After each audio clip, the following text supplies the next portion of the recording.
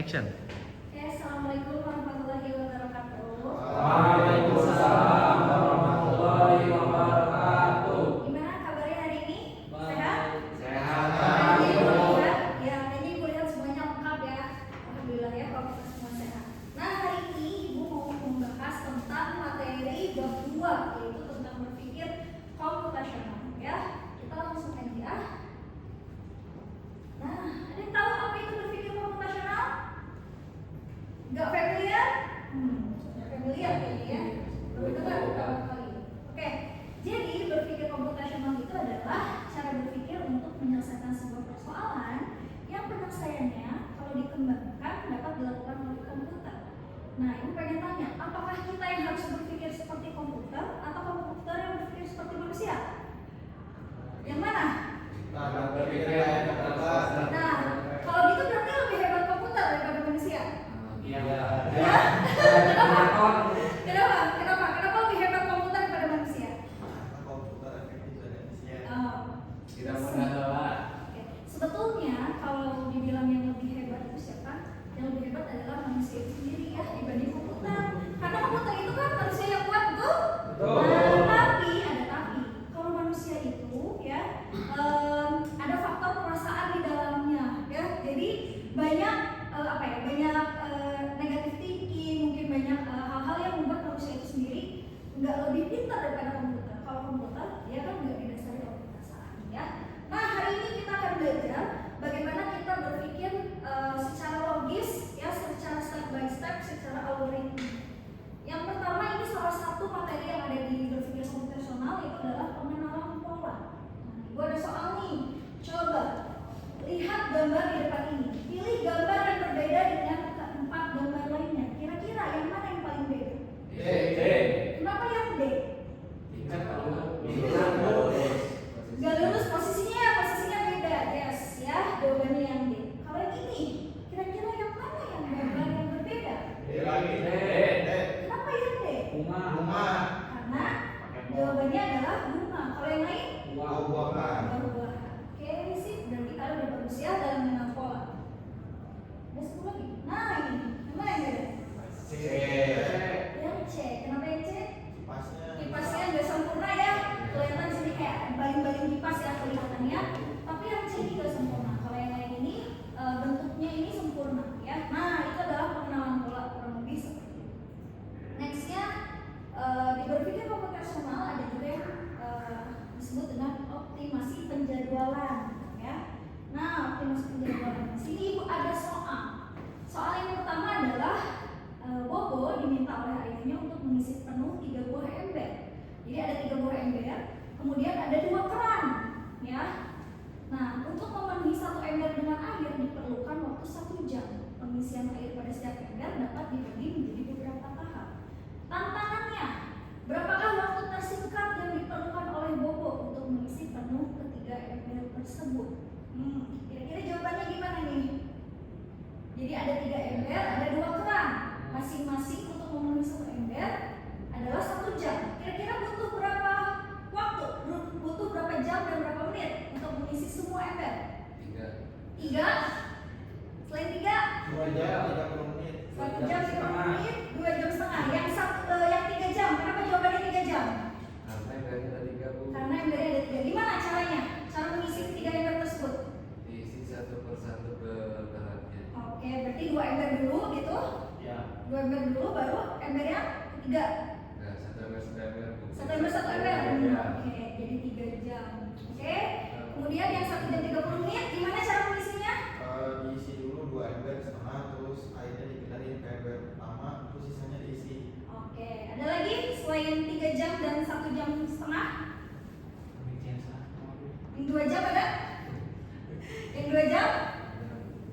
Jawabannya adalah 1 jam 30 menit. Jago ya, udah baca bukunya ini kayaknya ya. Nah, ini dia ya. Jawabannya benar atau salah? Sebetulnya jawaban kalian gak ada yang salah. Jawaban yang 3 jam boleh, jawaban yang 2 jam boleh, jawaban yang 1 jam 30 menit juga boleh. Tapi di sini yang ditanyakan adalah yang mana yang paling efektif atau efisien ya. Tadi betul, kita isi dulu 2 ember 30 menit ya. Setengahnya, jadi cuma makan 30 menit. maksimalkan 2 gram ya yang kita kucurkan airnya. Kemudian yang ember ketiga ini masih kosong. Kemudian 30 menit selanjutnya ember 1 dan ember 3 nih yang diisi. Jadi setelah 1 jam berarti ember 1 sudah full. Nah, 30 menit selanjutnya kita baru isi full ember 2 dan ember 3 ya. Nah, soal ini ada di buku, silahkan kalian pelajari di rumah ya. Nextnya, nah kita ada latihan. Latihan ini gue akan memberikan lembar kerja ya, silahkan masing-masing orang membaca LK-nya ya, dan mengisi LK-nya. Kita akan bahas bersama.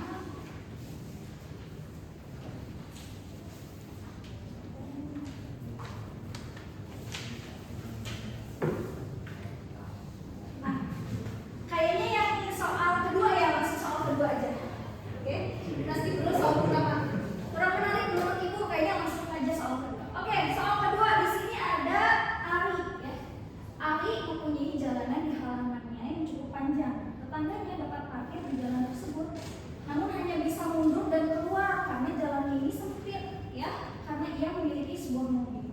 Nah, tetangga-tetangganya ini minta izin ikut parkir di jalan tersebut supaya yang tidak yang terblokir. Ari ini membuat tabel kapan tetangganya boleh parkir dan kapan harus pergi. Ya, setiap pagi mobil yang akan pergi harus keluar sebelum mobil lainnya masuk. Seperti dapat dilihat di tabel. Ya. Ari parkir duluan, kemudian Bob. Hari Senin, lihat ya, jumlah mobil pergi adalah 0, tapi yang masuk adalah 2. Yang masuk duluan siapa? Ari ya. Ari baru Bob. Ya. Nah, tantangannya atau pertanyaannya, mobil siapa yang akan diparkir di jalanan pada akhir hari Jumat? Boleh dipikirkan bersama. Mau kita bahas? Kita bahas aja ya. Oke, cepat kita bahas. Nah, kita sangkut ke kotak masing-masing ya. Hari Senin, jumlah mobil yang pergi adalah 0, berarti yang masuk ada 2, berarti Ari dan Bob. Hari Selasa, yang pergi 1 mobil, berarti yang pergi siapa? Ari. Yang pergi lihat, kan yang tadi masuk baru Ari sama Bob. Ya, berarti sekarang yang mobil yang pergi siapa? Kan secara urutan Ari dulu baru Bob. Berarti kalau yang pergi siapa? Bob yang pergi. Berarti sekarang tinggal Ari. Oke, masuk 3 mobil. Berarti sekarang hari Selasa urutannya siapa? Yang mobil paling pertama Ari, Ben dan Bob. Oke. Hari Rabu ada 2 mobil pergi. Siapa yang pergi? Ben sama Bob. Berarti tinggal Ari sama Ari. Jumlah kemudian ada mobil yang masuk hari Rabu yaitu adalah Desi. Desi sekarang ada 3 ya hari Rabu. Ari sama Desi. Hari Kamis, lihat gak ada mobil yang pergi, tapi ada 2 yang masuk. Jadi tambahkan Vina dan Rosa. Berarti Ari, Kati, Desi, Vina dan Rosa. Sekarang hari Jumat ada 3 orang yang pergi atau mobil yang pergi. Siapa yang pergi? Desi, Vina, Rosa. Oke, dan mobil yang masuk adalah Vino. Berarti yang tersisa siapa? Ari, Vino. Dan Vino. Jadi jawabannya adalah Ari. Gimana? Gampang? Gampang. Kalau gampang masih ada soal selanjutnya ya. Disilakan kerjakan di rumah, dibawa oleh masing-masing. Nanti minggu depan dikumpulkan. Ya. Untuk hari ini itu saja. Kesimpulannya adalah, nah ini ya, jawabannya Ari, Kati dan Vino. Ya. Masih banyak soalnya, tapi nanti kita bahas selanjutnya di pertemuan selanjutnya. Nah ini dia ya, kesimpulannya berpikir komputasional itu bukan hanya tentang komputer, tapi tentang cara berpikir yang terstruktur, efisien untuk menyelesaikan berbagai masalah. Dengan latihan dan penerapan prinsip-prinsip ini, kita semua bisa menjadi lebih baik dalam memecahkan masalah di berbagai aspek kehidupan. Ya, terima kasih untuk hari ini. Kita ketemu minggu depan. Assalamualaikum warahmatullahi wabarakatuh.